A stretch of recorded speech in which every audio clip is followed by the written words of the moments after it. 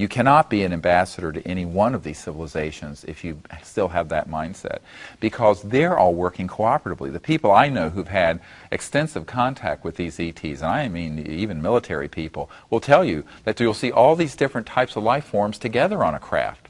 There's not Star Wars going out there on in there. That's another Hollywood movie, like Star Trek and Star Wars and all this. Marauding different races of different values. The fact is that if you're still operating from that level of hostility and violence, you're not allowed to leave your biosphere, which is why we've been thrown back like a bad penny. Even though Ben Rich of Lockheed Skunk Works said, yeah, we already have the means to travel among the stars, but those technologies are locked up in a black box that take an act of God to get them out to benefit the world. This is the head of Lockheed Skunk Works, said this to 3 people on my team. And the fact of the matter is that we're not bamming around the stars out there because the human civilization has not reached, even though technologically we are capable, socially and spiritually we're not, you see. And so our technological prowess has exceeded our spiritual and social development. And that's a very dangerous time for a civilization from a universal point of view. No, it's dangerous for us on Earth, of course, because we could turn the world into a smoking heap with nuclear weapons and worse, these longitudinal scalar-type weapons that are the really classified systems. But, we're a threat also to other civilizations. And I always tell people who get into this discussion about the alien agenda, I said, I'd be more concerned about the human agenda.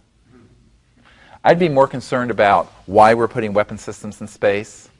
I'd be more concerned about why we have platforms in space that have been fully operational since the mid-'60s, and I know men who've worked on them, where we have very advanced electromagnetic weapons and detection systems that target these objects and to kill them, to knock them down.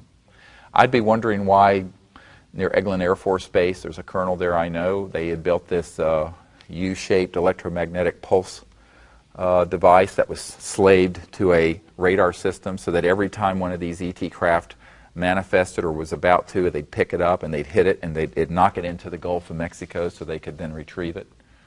I'd ask on and on and on and on. I'd be more concerned about that. And I think that, Gordon Crichton, who for years published a Flying Saucer Review, which, of course, Prince Philip and the royal family subscribed to. I know this for a personal fact.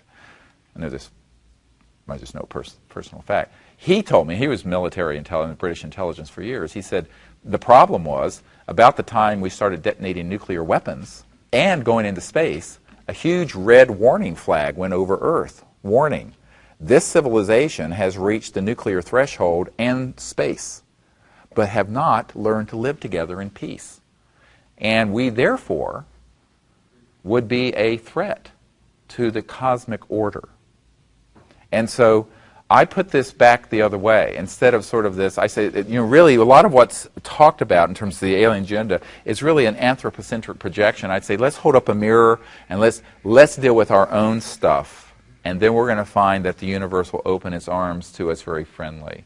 Now, have there been ET events where they have tried to interfere with these sorts of misadventures? Yes. Carl Sagan, who many people thought was an anti-nuclear activist, was actually on the team that helped do the planning and design for a nuclear weapon and missile system to be detonated on the moon. I have personal witnesses to this, and it's in the Disclosure Project book, the people who know about this.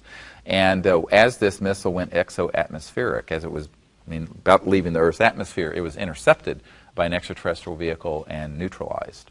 Now, if you were a military person, you would go, these aliens are hostile. Well, they're not. They're just concerned with our hostility, and they do not want us going outside the biosphere of Earth with weapons of mass destruction and with these sort of space capabilities.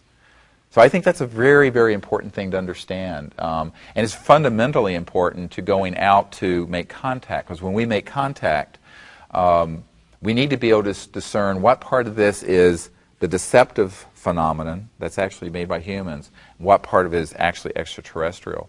And we have also found that if somebody has these sort of fears and misconception about the ET presence, they won't come. They're not interested. because they feel like that you need to at least figure out that we are at a stage in our existence. Now, a lot of people say I'm just Pollyannish and naive. People who know me know there's nothing Pollyannish and naive about me. But I'm very skeptical of the fear-mongering because I've been able to track it to the source, and I find that it's a human source that's trying to deceive people and scare people.